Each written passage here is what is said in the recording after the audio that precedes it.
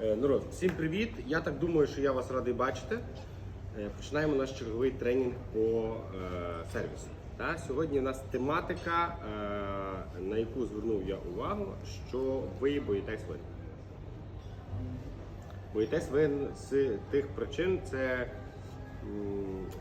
що ви не вмієте з ними поводитися. Це як з дівчиною або навпаки з хлопцем. Якщо ви не вмієте з ними поводитися, відповідно ви боїтесь, уникаєте і стараєтесь близько не наближити. Тому сьогодні ваше завдання буде навчитись працювати з вином. Зрозуміло, що історія про те, що ви, коли вивчите винну карту, детально розберете в сортах виноградів, зрозумієте ті вина і все решта, для цього потрібен час, знання, натхнення і бажання. Це не завтра, і не післязавтра, і навіть не на цьому тижні відбудеться, так? Але базово розбиратись в вині і вміти себе поводити з пляшкою, коли гість каже, гість вибере собі вино, чи по рекомендації там сомельє чи адміністратора вибере вино і скаже вам, принесіть мені, будь ласка, пляшечку курні, і ви в голові згадаєте, що воно коштує 9 тисяч гривень, у вас почнуться трясти руки, кидати в піт, червоніти лице, віднімати ноги, руки і все решта. А ще як ви чуєте таке слово, як декантер, знаєте, що таке декантер? Паш, а ну здивуй нас, що це? Декантер. Що це? Декантер? Круто, що це декантер? Для декантації. Окей, що таке декантація? Це треба, щоб повітря вийшло. Щоб повітря вийшло. Коли повітря виходить, то вже приходить ксьондз. І відчитує, на тому все, квітка. Окей, розберемо, що таке декантер.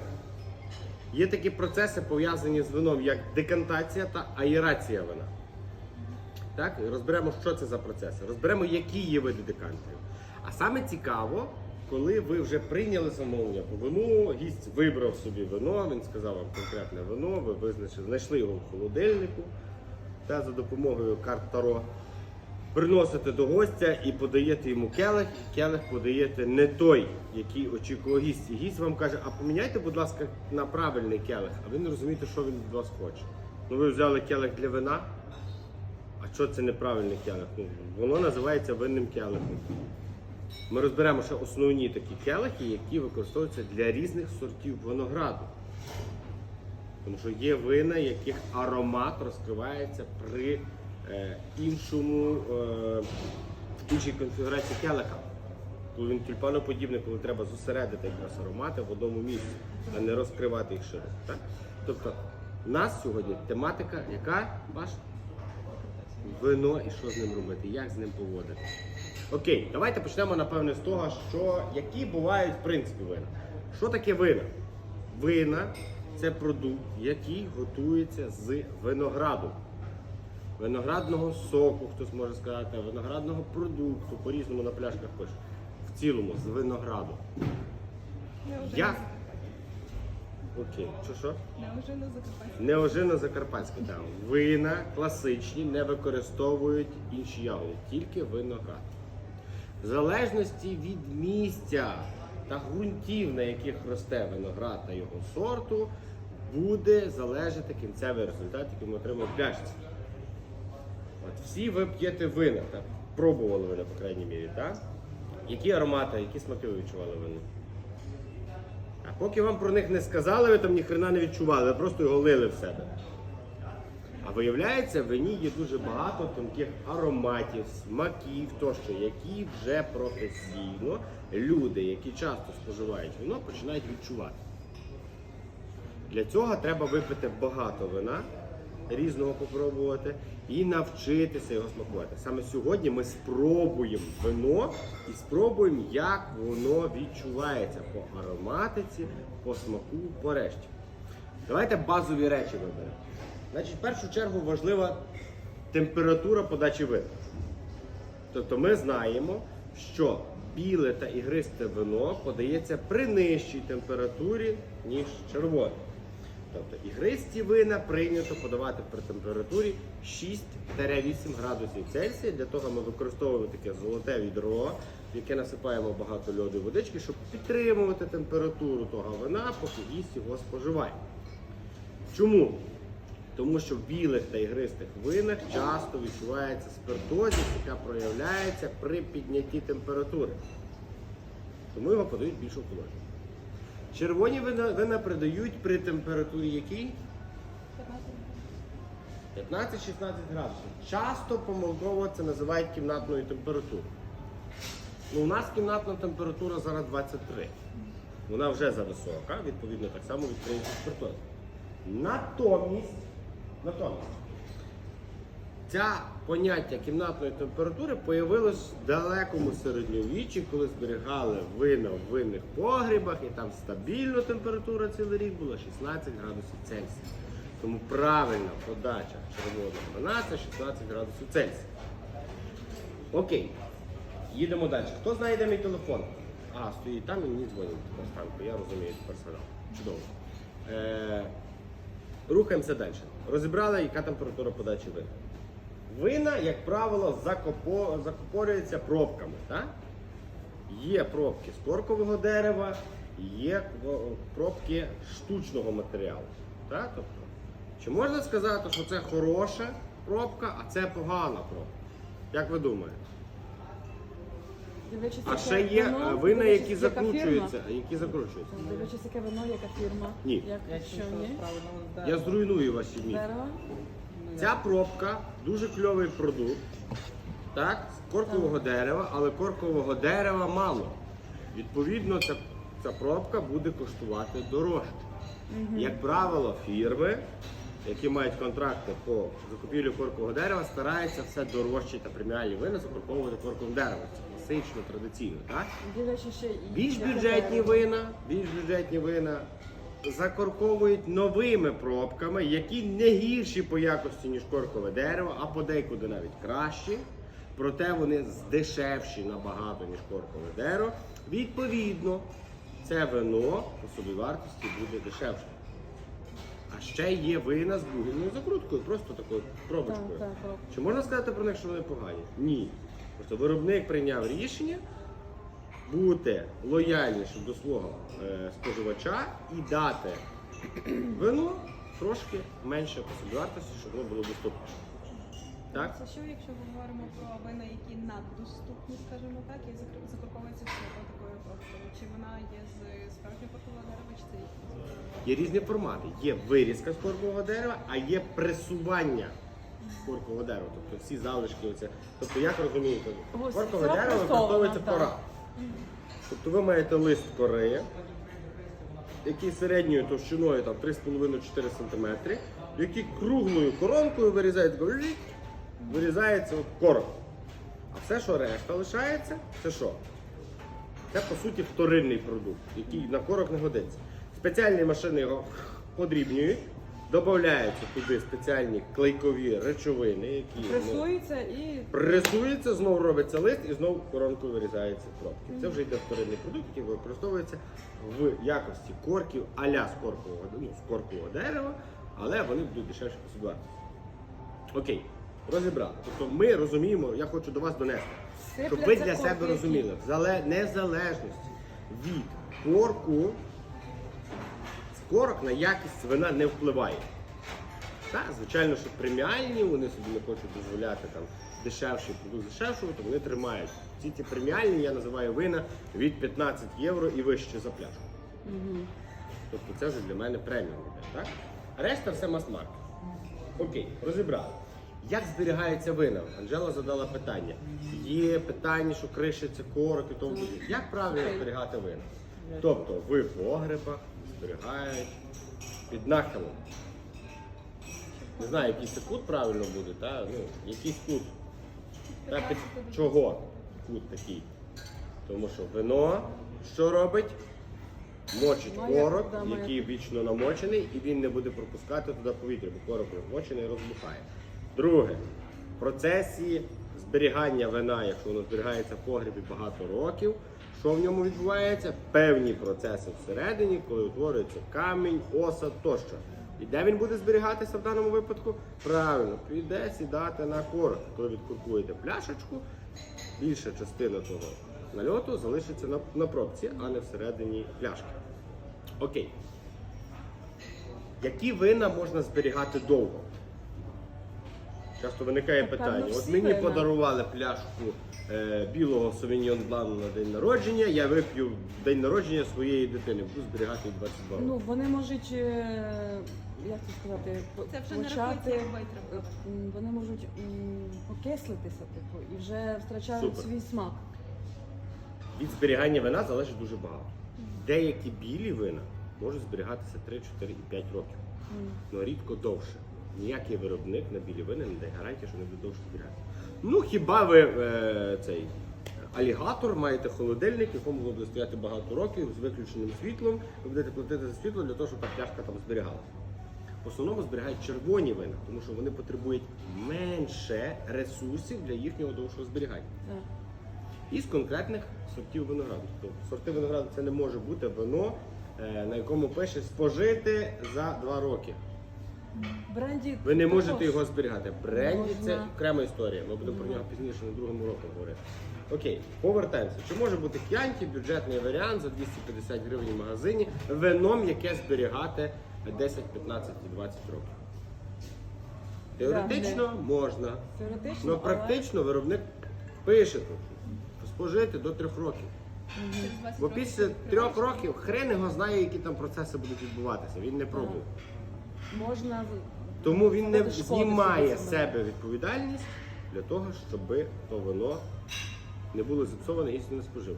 А сьогодні ми розбиратись в тому вині, щоб його часом з кишем не спожити.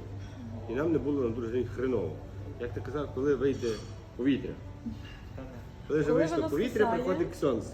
Воно має смак, запах. Ти молодець, але ми зараз про це розберемо. Окей, значить давайте почнемо напевне з келихів. Так. Так? Перед нами є келихи. Давайте декантер я заберу Пашу в сторону. Перед нами є келихи. Так? Всі ці келихи призначені для споживання вина. Але що для чого? Дивлячись, якої країни воно. Окей, ти шотландець, на тобі для Шотландії вино. Ні, мається Ти на увазі, німець, на тобі для німця келих. навіть Ні. не країні, а регіону. Найн? Найн. Найн?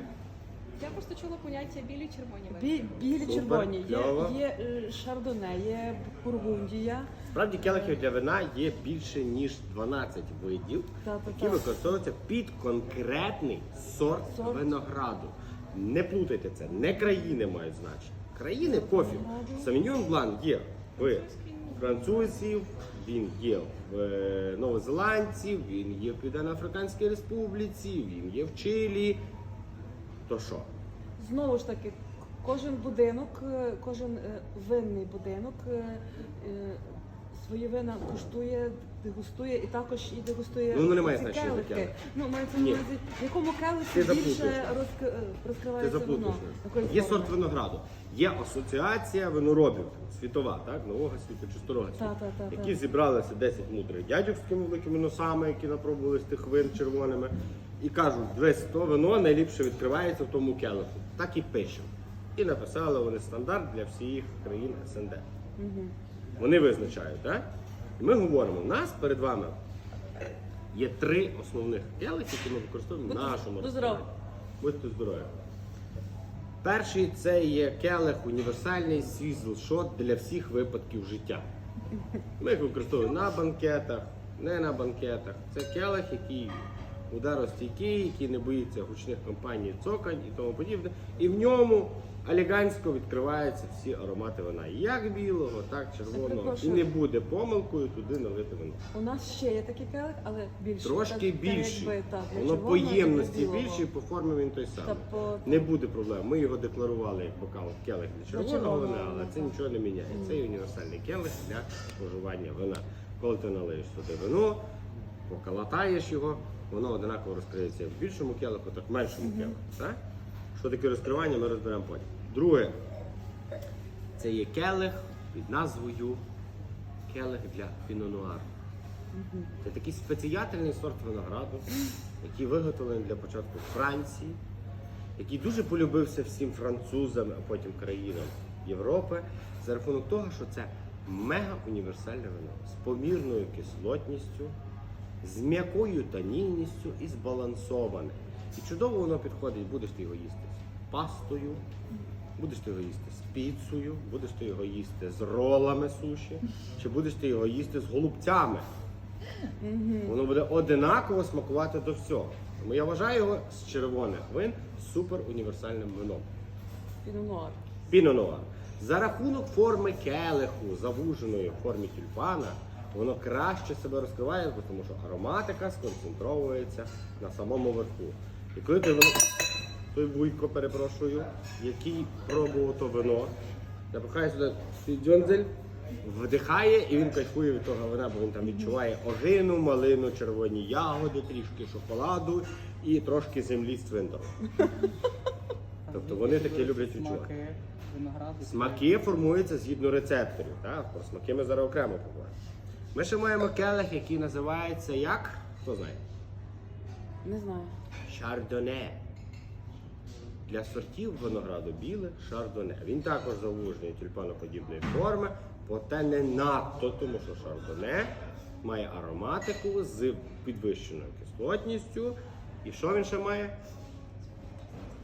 Маслянистий смак, маслянистий такі ароматиці відчувається. Тому його трошки ширше, щоб він проходив мімо трошки шнобеля, а не все заходило в ніс.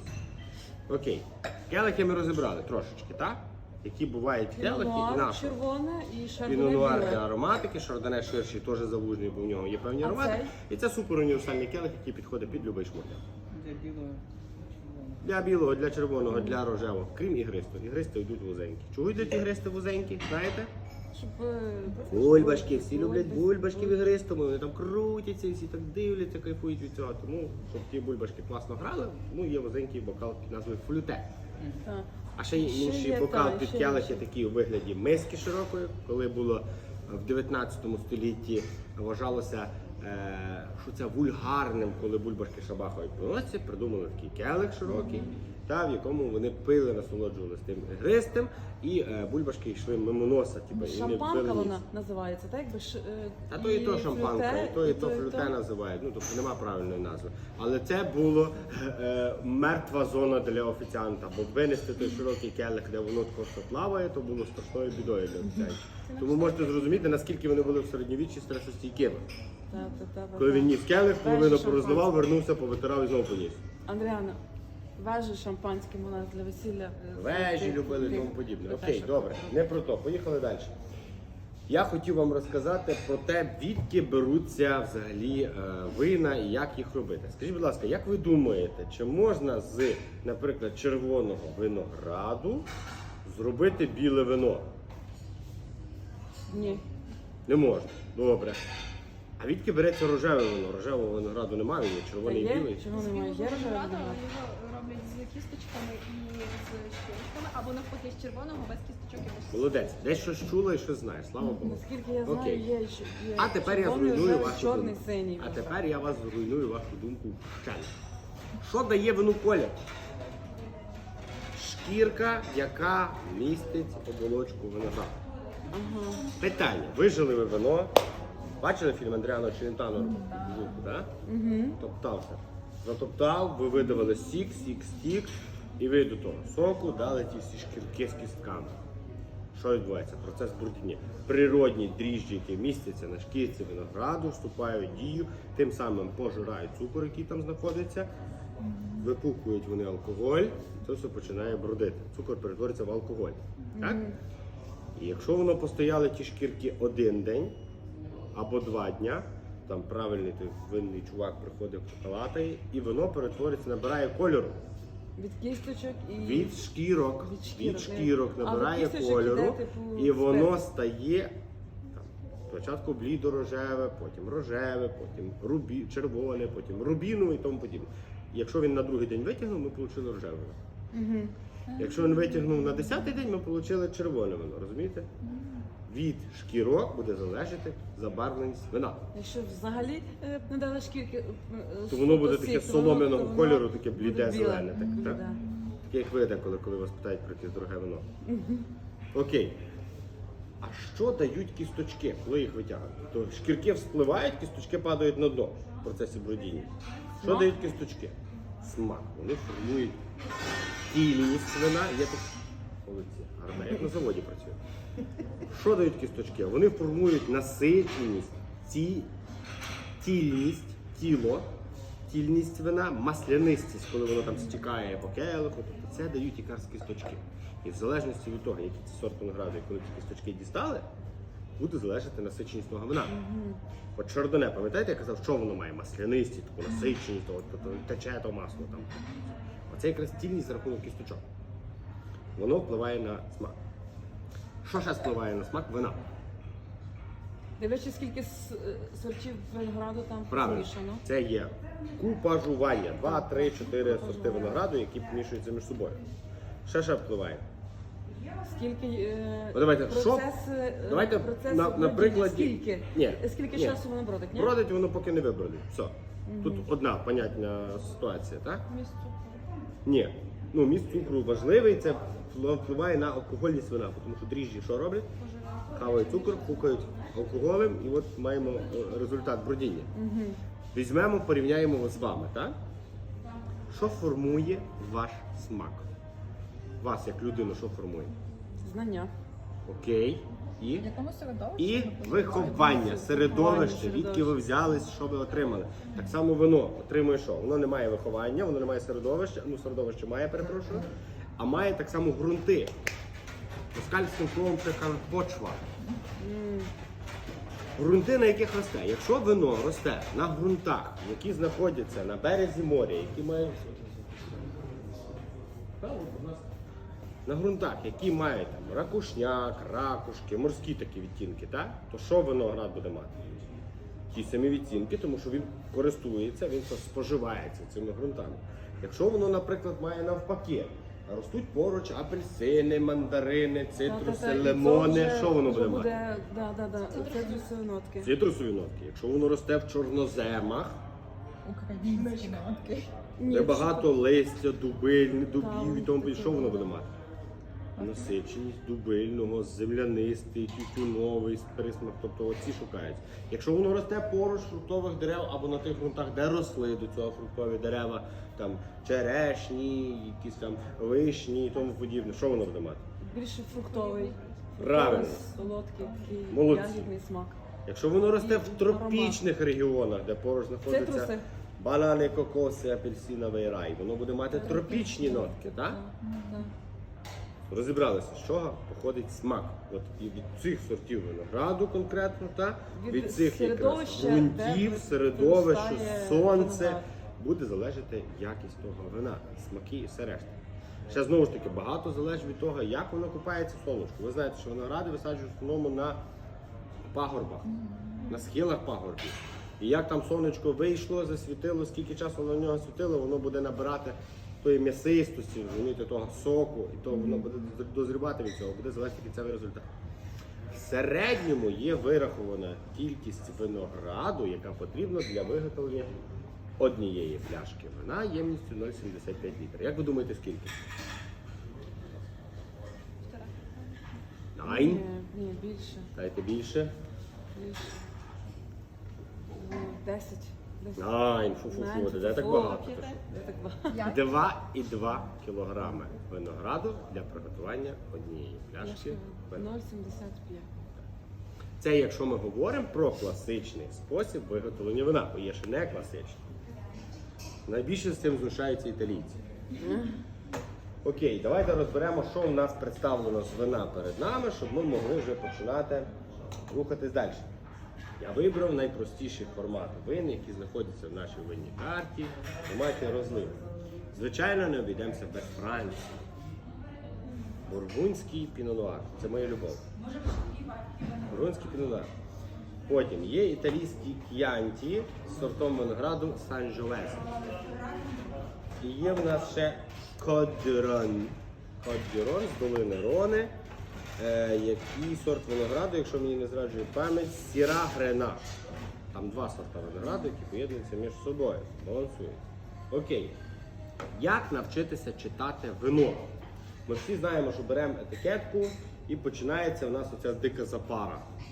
Походження сорт рік. Хизи, що тут читати і про що говорити гості.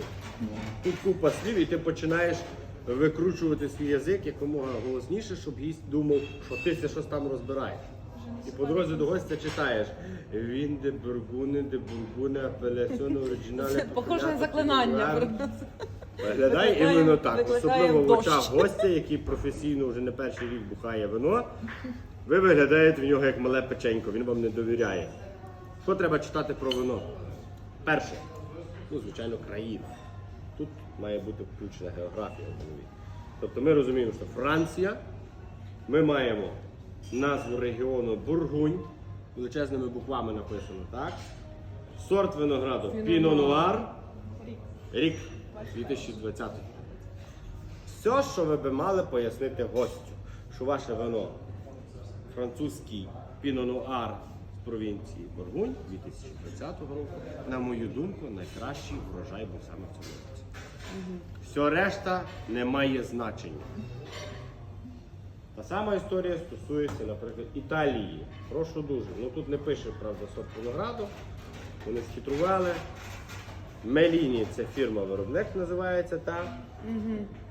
К'янті 21-го року, а ми знаємо, що К'янті робиться з сорту винограду Сан-Жуе. Як сам? Сан-Жуезе. І, наприклад, Еспріт. Тут є букви, бачите, як багато понаписано. Французи люблять багато всього писати, а толку з того читати 3 слова. De pare en fil brote esprit codюрон бротє. Кот-дюрон. Кот-дюрон – це долина Роне в перекладі Франція, це регіон. І єдине, що тут вже йде купаж 2 сортів винограду – Сіра і Гренаж. Рік у нас 2020. Рік важливий чому? Для знавців, хто знає про елітні вина, урожайний, неурожайний, кльовий урожай, багато того намалювання. Все решта не має значення. Прості мас-маркетові вина не потребують великих знань. Але гості люблять понти, тому ми понтуємо. Це 20-го року. А звідки гості знають, що це був кращий урожай, чи не Ті, хто розбирається в винах і читають журнал Лево, ті знають, там то пише.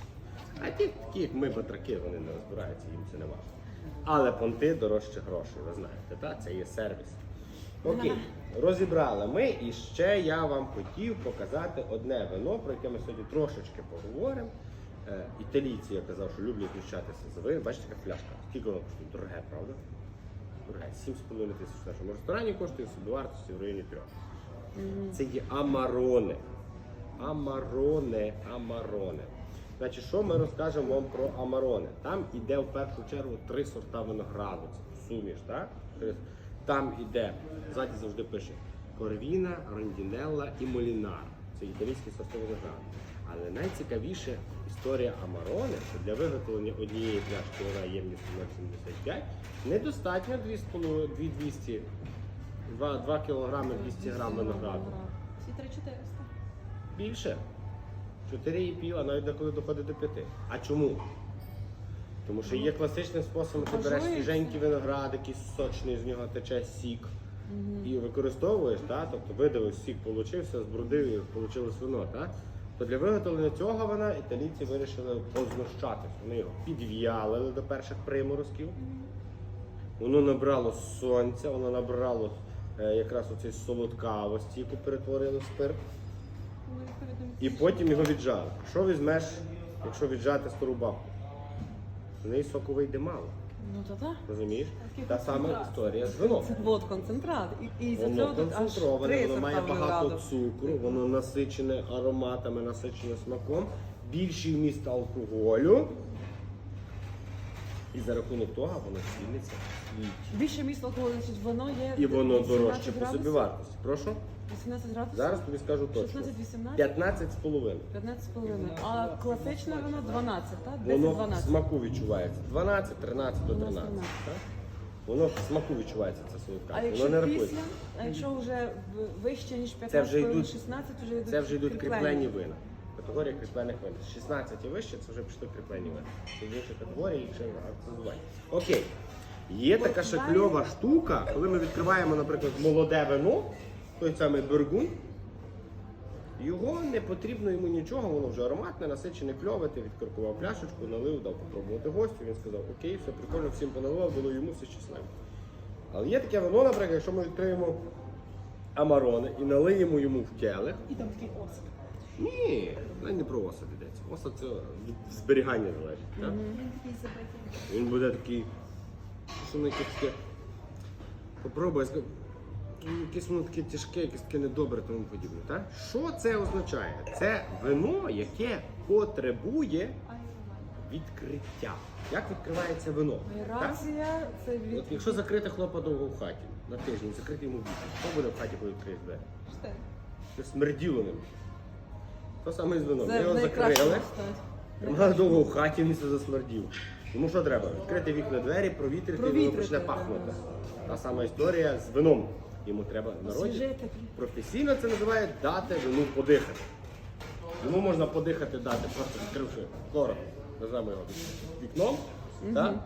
А можна використовувати спеціальний посуд для того, щоб його розкрити, щоб воно відкрило свої аромати, щоб воно було кльовим для гостей. І для цього народ придумав ємності, які називаються декантер. Декантер. Його використовують в двох цілях: для декантування і аерації. Нам важливіше зараз знати, що таке аерація. От аерація – це змішування вина з великим кількістю кисню, повітря, для того, щоб воно розкрилося і почало пахнути. Так, відкрилися ті аромати вишень, черешень, всяких секретів. Насичення Вина киснем. киснем. А декантація – це очищення вина від осаду. Ви, певне, бачили десь в старих тих фільмах, і може десь в ресторанах, і в Тік-Току зустрічали, коли береться свічка, запалюється свічка, читається вірою 3 рази, береться спеціальний посуд, фляжка, щось над тою свічкою роблять, нагрівають певне вино. Ніхрена, свічка слугувала для того, щоб бачити, коли ти переливаєш пляшку, І чи там є осад? чи там є осад чи ні. Якщо ви так подивитесь на пляшку, бачиш? Ти ж бачиш там, от зверху дивись. Воно ж просвічується, правда? Так. От, і ти бачиш, там є осад чи нема. А є такі пляшки, прям такі дуже темні. Так, Є типу, темне на средство. кшталт, Ви можете як єврейських, професіонал в сучасному світі і ресторані використовувати навіть, Свічку, як би я забув, як воно робиться, навіть Свічку, ліхтарик що свого ти віриш. телефона. Не обов'язково свічку. Ну, свічка, звісно, це виглядає. Знаєш, типу, от, спеціально якусь робиш процедуру. Взяв, підсвітив знизу і ти бачиш, є там осад чи нема. І коли там є трошки осаду, ти переливаєш декантер і світиш собі, дивишся, коли осад починає текти, ти раз зупинився, поставив пляшечку, вона трошки постояла і тоді продовжуй його декантувати. Не потрібно повністю виливати пляшку? Ні. Типу, І щоб осад вже сів в самому декантері. Ну, Да. декантер це ваш робочий інструмент, з якого ви постійно наливаєте, ви його постійно калатаєте. Тому тут осад не може бути. Ні в якому разі. Він має Чому він залишитися. такої форми тоді? Форми є різні, з різних міркувань, різних людей, які працюють в сфері вина, вони мають своє значення. Ну, типа, чим прикольніша форма, тим дорожче буде вино і дорожчий сервіс. Але це ускладнює життя самим людям, які працюють з вином. Значить, найпростіша форма, яка представлена в нашому закладі, це є класичний універсальний декантер, який легко мити, легко обслуговувати. Взяли, так пофіг. Взяли флящинку, нахилили його трошки, буль-буль-буль-буль-буль-буль, перелили, зробили таку штуку. Переколотали, дали йому кисню і пішли гостю наливати. Налили, пляшку витерли ручником, так красиво, так? І все. Одразу можна наливати? Не Ну, потрібно перемішали. почекати? На що чекати? Люди прийшли праснути, на що їм чекати? Дійсно. Раз, перемішав і легенько наливаєш. Ну, що він зручний в роботі, в використанні, ти маєш декілька способів, як його Швидко наливати. розкривається воно. Ну так, ти ж йому тих кисню йому дав, розмішав, воно розкрилося. Тут все залежить, дивіться, щоб вино є різні вина. Оце ж це там, Є де вина, які зразу розкриваються, є купажована. вина, які пізніше розкриваються. Не залежить від купажа, від сорта залежить винограду. від Так? сорту. Так, це окрема історія. Далі. Є декантер більш універсальний, ми його в народі називаємо гусак. Його складніше мити, Грейгус. обслуговувати. В одну дзюрку, яка ширша, ми наливаємо вино. Раз, а з тоненькою переливаємо. Для чого гусак зроблений? Він виконує функцію ту саму, що і інші декантера. Але як воно буде виглядати, коли я буду лити з вашого стола? По-царськи воно коштує дорожче та сервіс. Ну, тобто суть того декантера, що він дає класну картинку візуальну, яка збільшує рівень сервісу закладу. Є ще ось цей декантер, який я дуже люблю, а всі його бояться. У мене класний декантер. Він коштує 300 євро. Кальян же. Він коштує 300 Кальян? євро. Ось. І що це? Це змій. Це змій. Він відрізняється тим, що Іди до Віталіка, скажи, нехай набере до Андрія водія, бо він мене заколібав, він мені дзвонить без перестанку. Я не хочу. Я зайнятий. Отож, це змій, який так само використовують, але специфіка наливання вина знайома не кожному. Вона вино порціонує. Ти не можеш просто лити вино, тому що воно збереться в цій частині. І ніхіра сюди не потече. Тоді для того, щоб правильно наливати це вино, це таке буквом раз робиш, зловив оцю порцію вина 70 мл і налив ось цю. Але дивіться, як ефектно виглядає, коли це коштує зразу мінімум $100 чаю. Зараз ми спробуємо зробити з вами наступне. Я вам покажу, як відкорковувати вино в пригостю, як наливати його в декантер, як його підготувати для того, щоб це все правильно зробити. Значить, почнемо ми з того, що ми відкоркуємо вино. Уявимо, що у нас тут є декантер, давайте це поставимо сюди далі, щоб він нам не заважав. І беремо пляшечку, хоч діляночку. Як презентуємо вино? За столом є людина, яка найбільше умнічає. В народі її називають алпер, людина, яка приймає рішення або розбирається в тому, що вона говорить. Або замовник, або гість, або там головний гість свята тощо. Він каже, принеси мені там то вино, бла-бла-бла. Як йому відрекомендувати вино? Так само, як ви себе рекомендуєте при знайомстві. Ви кажете, добрий день, мене звати Іван, я дуже радий знайомству, мені 22 роки, родом з Івано-Франківщини, проживаю у Львові. Ну, коротко і понятно, так? Скільки мені років, хто я такий, на що я тут є. Так само про вино ми приходимо, кажемо, вітаю, це французьке вино з долини Рони, сірата гренашного сорти винограду, воно виготовлено у 2020 році. Якщо ви дозволите, я відкоркую. Я кажу, та поважно киває головою, ви стаєте. Є два варіанти відкоркування вина. Це коли у вас є місце за столом, сидять гості, ви маєте маленьке місце за столом, ви відкриваєте його за столом. А другий варіант, у нас в залі передбачені спеціальні стейшени, сервіс, які призначені для відкоркування вина. Ви раз його притараканили до стола, відпрезентували вино гостю, все зайве звідси забрали, ставили пляшечку, обов'язково етикеткою до гостя, щоб він бачив, що ти йому хоч вам не поміняв щось інакше. Поставили пляшечку, підготували такий пристрій, який як називається? Молодці. Нарешті я почув, що Як? ніж сомельє. Не штопор, а ніж сомельє. Чому ніж сомельє? Тому що він має режик для обрізки етикетки, він має штопор сам гвинтовий, і він має опору, який відкорковується. Так? І почали ми його відкорковувати. Воно закрито спеціальною такою штукою захисною. Так? Як її потрібно відкривати? Ми її зрізаємо за допомогою режика. Тримаємо, фіксуємо пляшечку, закидаємо руку і тако по колу під горлишко, воно якраз ніж впирається в нього і буде рівний надріз. І тако раз, як голову москалю відрізали, і з другого боку прижали ніж і дорізали решту частини.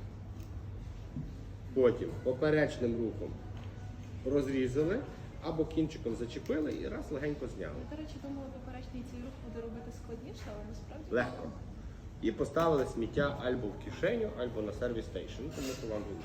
Сервіс стейшн має тут двері, спеціально зроблені для того, щоб ви там мали запасні келихи і можливість сховати сміття, щоб воно не валялося, бо це естетично не красиво.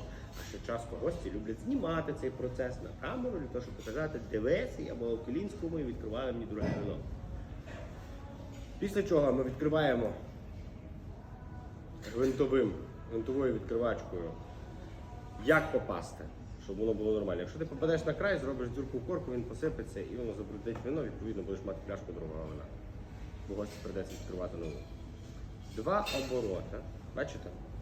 Якщо приміряти її до центру, воно получається гвинт в центрі. І закручуємо, не крутячи пляшкою, стейшеном, не крутячи самим навколо стейшена. Просто акуратними рухами закручуєш по центрі. Але зараз ви не використовуєте ручник, правда? Зараз я не використовую, бо він без потреби. Закрутили, не докручуємо до кінця, тому що не потрібно. Що робимо далі? Зачіпляємо. Гусак. От є перша, наприклад, коли воно закрите, це перша сходинка. Ми пальчиками притиснули, сказала шефу, Шеф, позвонив до Михайла, візьме номер Андрія і Дякую. позвонив до Андрія. і відкриваємо. Підтягнули його трошки, так? Догори. Іноді воно не піддається таким способом, бо це досить високо, на столі нижче. Ми можемо взяти отак нижче. Це не буде проблеми. Підтягнули трошки. Потім переклали йому на другу сходинку, щоб легше було тягнути. Так само рукою притиснули. Якщо не притиснути рукою, є всі шанси того, що воно може зіскочити і зробити вам дірку в руці, яка вам там зайва. Тому притискаєте завжди, страхуєте, щоб він не заскочив, і підтягуєте. Коли ви відчуваєте, що майже фініш, чоловіки це вміють відчувати, залишаєте трошечки пробки, приблизно 20% в пляшці, і легенькими круговими рухами, не різко, починаєте витягувати корок, так? Щоб не було там хлопка. Так? Після чого берете корок і що всі роблять? Нюхай. Нюхають. Так. Нашу нюхають? Як ви думаєте? Не було фаршових порад. Не пахне. Ну, якщо пахне оцетом. Якщо пахне оцетом, воно скисне. Якщо пахне шкарпетками, воно зіпсоване. Щоб не було постороннього запаху. Це переконаєте в тому, що воно не зіпсоване. Після чого той корок можна дати, якщо там чоловік тягне ніс до того, типу він розбирається в вині, ви можете дати понюхати йому. Але не даєте йому за штопором, а за допомогою ручника, що робимо? Відкручуємо. Після того корок куди ховаємо? На блюдце. Ставимо на спеціальне блюдечко. Для чого? Корок має маркування. Якщо гості не доп'ють, наприклад, вино, а вони за нього заплатять, бо нікуди вони не дінуться, вони можуть забрати пляшку додому. Тоді вам понадобиться цей корок від того вина, для того, щоб його назад записати. Так? А є люди, які просто рахують кошти. Кінці дня або колекціонують тощо. Поставили його на блюдечко, після чого що ми робимо? Беремо ручник, ви пам'ятаєте, це продовження руки офіціанта. Витираємо горлышко, щоб там не залишилось бруду, залишків, корка тощо. Беремо ту пляшечку, ми переконали, що в ній нема осаду. Наприклад, уявимо, що ми наливаємо осаду. Перед тим я, як правило, особливо з винами витримані більше, ніж 3 роки, роблю таку процедуру. Наливаю зовсім трішечки в келих, роблю таку історію. І п'єте. Що це називається? Аерація, насичення окиснень. Піднімаю і дивлюсь, що воно немає осаду, воно нормальне, воно класного рубінового кольору. Є маслянисті трошечки, і танінні знаходяться на келиху. І роблю глибокий вдих, перевіряю, чи я правильно переконався, що воно ок. Після того я його можу віддати гостю, я його не пробую. Це не професійно буде пробувати при гостях. Ви ще не надто великий сомельє, все, що пробувати воно разом з гостями. Тому ми його не пробуємо, а переливаємо в декантер або переливаємо в інший келих, який віддаємо гостю. Так само гостю, який розбирається в вину, переконавши, що воно окей, проаєрували, перелили в його Аерація, келих. прошу, можете повернутися Далі. трішки назад? Аерація. Це ми наливаємо, відкрили вино, якщо воно більше ніж 3 роки, налили капельку собі в келих окремий, який трошечки проаерували, прокрутили, Ага. так? Перевірили колір і насиченість, чи воно не має осаду якихось сторонніх предметів. Понюхали ще раз, переконали, що все буде, і тоді перелили гостю, наприклад, в келих, а ну, як правило, переливається Або в гостю. декантер. А цього Або в декант. буде псував туди свій ніс, ну типу окей, ти до нього Ну я ж не робив так. Не облизував, так? ну. А його не облизував, понюхав і все. Можете це потім зробити, відкласти його в сторону. Ну, як правило, гості на це не реагують, воно нікому не потрібно. Потім що ми робимо? Беремо таку саму кількість вина, як приблизно в мене в келиху, це приблизно 35-20 мл, наливаємо гостю, який замовляв вино, який спілкувався по вину. Що він в цей момент робить? З можливим виглядом робить те саме, що і ви. Бо він вже побачив, що робить. Ага. Поколотив, каже, А якщо він нормальне, починає казати, нормальне. Після чого він дає команду нормальне, чи хороше, чи дякую, чи окей. Команду вам наливати всім решта гостей з вам, які будуть пити вино. Кому ми наливаємо першим? старші панянці. Старшій жінці, старшому чоловіку, молодшій жінці, молодшому чоловіку. Згідно правила етикету. А в самому кінці замовнику. В самому кінці наливаємо замовнику, який замовляв. Чому? Бо він Замовив для своїх гостей. Правильно. Тому що він отримує привітання в свою адресу, наприклад. Так? Наливаємо вже гостям не отак, а наливаємо нормально. Скільки потрібно наливати в келих вина червоного? 125 мл. Порція 125 мл в нашому йде, але якщо брати по орієнтації, Четверта частина. 1/4 келих. Чому 1/4? Тому що це вино якраз нормально в келиху, воно не надто охолоджене, воно буде нормально. А скільки треба наливати білого вина? 1/5. Чому? На 3. Правильно, на 3 ковтка. І друге, це те, щоб біле вино, воно охолоджене, його потрібно постійно освіжувати, підливати свіженько холодно, щоб воно було кльове. Бо якщо воно постоїть, ти налиш пів келиха, воно постоїть, нагріється температури повітря чи в долоні руки, що буде? Буде зовсім не той смак, який ти хотів очікувати від того вина. Як правильно тримати келих? Не. Не отак, не отак, Так тримають а бренді. тримати келих 3 пальчиками за ніжку. А отак? Ну, скажіть, будь ласка, чи вам буде комфортно, як ви сидите за столом, тримати отак келих, випити, а потім ставити? Ну, якщо ти Я не бачила бачиш, відео, він що так. Ну це прикольно, коли є сомельє. Я стою біля вашого столу, вам красиво аерую, показую, який я кльовий пацан. А якщо я на Ефектно балконі там нюхаю. хожу, ще немає поруч столика, ми такі спілкуємося гарно елегантно. Так, ти Я можеш. часом можу собі отак поставити. Може?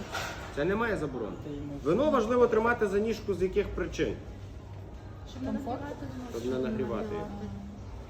Все, щоб не міняти температуру. Так само для чого використовуєте ручник, коли я приносив вино і тримав його на ручнику. Не омлям Так само, щоб не... Тепло моєї долоні не нагрівало пляшку. Всього на все. Окей. Допустимо, що я відкуркував вино не 2020 року, а, наприклад, 2013 року, Амароне, і демонструю вам, як потрібно його декантувати. Ну, аерувати, перепрошую. Для початку ми налили сюди, буквально так само, можна трошки більше, 50 мл вина. Для чого? Для того, щоб змочити декантер. Розумієте? На сухо нічого в світі не робиться. Завжди треба змочити. Змочили ми декантер, тобто переконали, що там все ок, що ніяка там мушка не залетіла туди і тому подібне. Тобто тим самим розкрили трошки вино. І доливаємо решту вина в той самий посуд. Я не буду багато лити, тому що то на балансі, за гроші. Аерація, Так, да, виходить? і аеруємо. Тобто Так, от, крутимо це його по аерація. колу. Крутимо по колу, трошки покрутили, перевірили рубіну і все решта. І тоді наливаємо його гостю. Також поставили келих, ми можемо наливати, тримаючи за горло пляшки. Воно, як на мене, так виглядає непогано, але менш естетично. Мені не подобається так, так? Ліпше за низ тримати декантер За низ і наливати. тримаєте так буде декантер, так буде І тим набагато самим способом красивіше. переливаєте його сюди.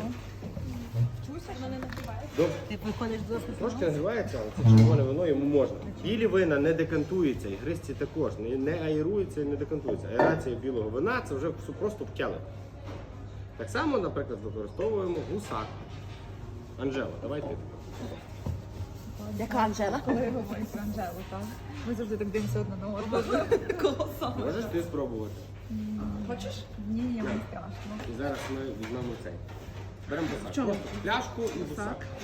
Покажи, як туди налити, розмочити декантер, а потім перелити її трошки вона в келих.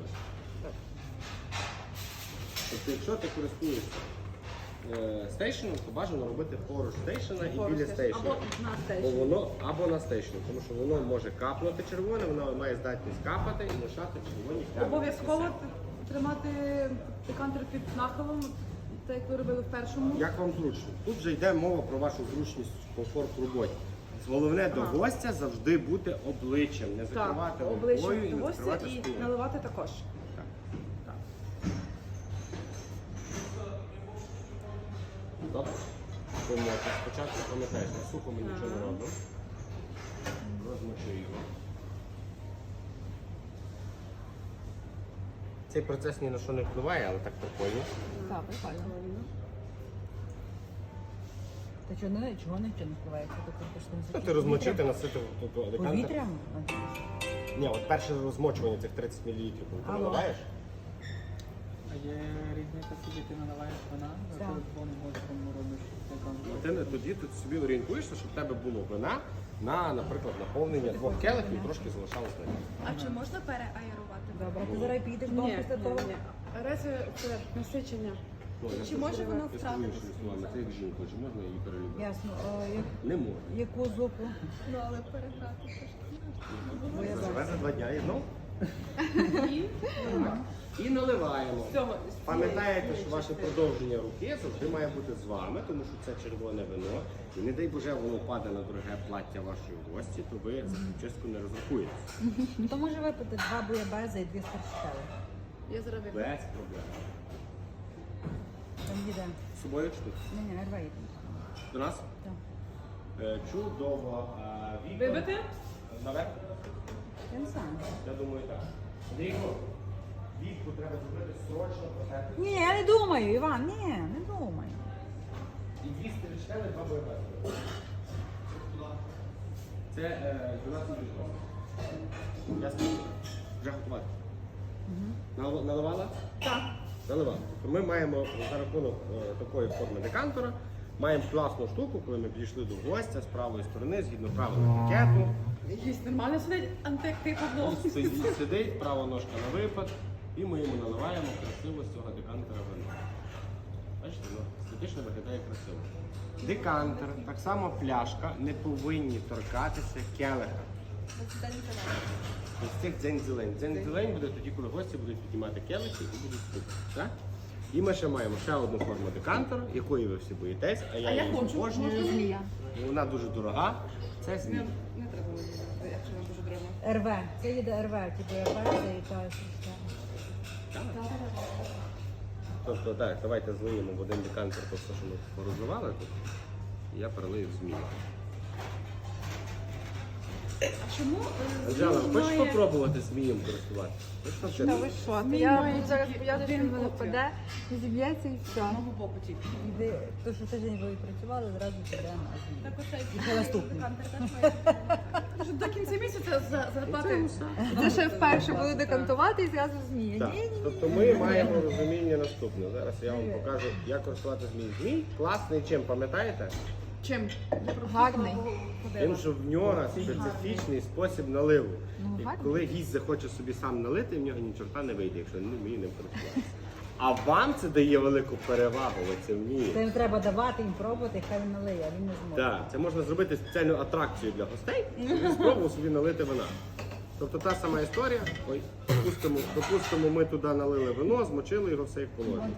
Ой, Бо я перестарався. Якщо занадто швидко наливати, то воно Так само зле. Зле. Так, зле. Тобто ми маємо вино, декантер, яке ми вже там покалатали, покалапуцькали, воно наситило скисне, все решта. Анжела, ходи. Я. та Ні, ви я що? Ходи. Ти людина, яка Нащо має ти підписуєшся? найбільше відношення до ресторану. Прошу, береш оцю рукою. І налий, будь ласка, келих трошки вина. Ну ти його проірвала, підтримуй собі рукою, не бійся. Воно так спінуло. Ну, вибачте. Що таке вже? Не страшно, ви що? Та де страшно, ти подивися на сам Чого на воно сам не декантер. тече? О. і не звідти наливати. Логіка в Помало, дівчинки помало. працює. Логіка в дівчинки працює. Окей. Суть, молодець. Суть наливу з цього декантера, це що треба зробити спеціальний рух. Тобто треба так захопити його сюди, певну кількість вина, і тоді ти от конкретно ту кількість вина перелиєш в келих гостю. За рахунок Не довгої більше. шиї декантера воно виглядає дуже ефектно. Тобто ми пам'ятаємо про сервіс, це плюс сотка до чаю. І наступному гостю зробите знову той самий рух. Захопили вино і наливаєте наступному гостю. Тобто ви наливаєте конкретну кількість вина. Так. А скільки Я не тут? заміряв, але приблизно, я думаю, якщо налити його нормально там пів пляшки, то це десь буде в районі 100 мл. За 11, так? За один раз. Хто хоче попробувати? Я. Давай, але давай я змія. Анжела, я за тебе, давай. Тебе вийде. Павло, ти сьогодні найстарший цей по самий, споживанню ну. вина. Ти неповнолітній. Прошу.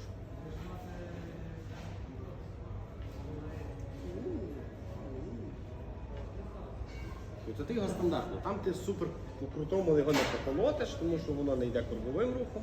То ти А його для в чого одному там місці. тоді інший оцей вихід? Щоб повітря було? Хвостик? чи- Так. Просто закінчення, якщо його не просто. приборити, то воно Ага.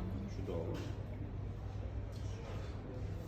Мені з ним зручно дуже працювати насправді. Такий гарний. Він гарний, він дуже дорогий. Спробуй. Його Давай, дуже класно не бійся, не бійся. Ну коли ти ці будеш тримати. пробувати? Якщо Тому я що попробувала, ці більш знаєш. такі ширші, а цей Все? має вигнути, і ти можеш його так файно в руці тримати, захватити, і ти відчуваєш. А це правда, що є порошкові вини? Порошкові вина це такі значні.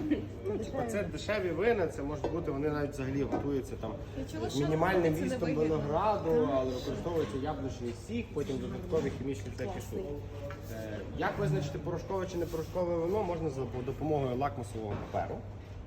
Коли його капнути на лакмусовий папір, то вино натуральне поміняє своє забарвлення в синій колір, фіолетовий синій колір.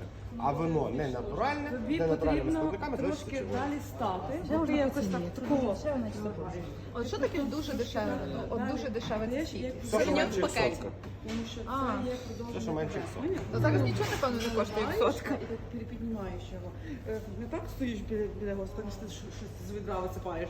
І такого так чик. Ножку право на випад. І- І ти завжди маєш користуватися правилом з правої сторони. Ми від гостя з правої сторони. Подаємо і наливаємо. Наливаємо справа. А з лівої сторони від гостя ми завжди забираємо брудний посуд. Такого справа стоїмо. Хай собі ззаді нього за Такого. спиною. Праву ногу Права на ножка випад. вперед, і ти наливаєш. Це є продовження хода. Весь стакан треба. Так, не бійся. Аж Ти не трошки. затупив, Так, так? так. О. Ти- Молодець. Можна трошки Не так страшно, прокрутити, правда? підняти, і щоб та капелька спустилася Не вниз. так страшно. Якраз ти її Важлива історія, що стосується вин і в цілому взагалі напоїв, якими ми наливаємо пляшкою, це те, що ми повинні під час наливу наливаємо. Вино має виглядати як продовження вашої руки. Його не тримаєте отак. Отак його люблять тримати. Ставите долоню, ви пробкою, тобто дном впираєте собі в як це називається правильно, продовження великого пальця чи початок великого пальця. Так, і пляшку тримаєте таким способом, щоб вона виглядала як продовження вашої руки. Етикеткою до гостя. Щоб він бачив, що ви робите. Що ви тоді робите? Наливаєте вино, закінчили налив, так? Залишилися капельки, які зараз каплють, підняли і легко прокрутили. І тим самим ви зловили ту капельку. Прокрутили і підняли, щоб капелька чикс і пішла по пляшиці, щоб вона Раз і була. прокрутили. І вона поки закрутилась тут, і ви собі ручником збираєте. Я так я навіть воду так наливаю. Чудово, народ. Скільки років я все так наливаю. Не знаю, Про це вина вже на офіційно. сьогодні все. Офіційно. Які у вас є питання? Поїхали. Так,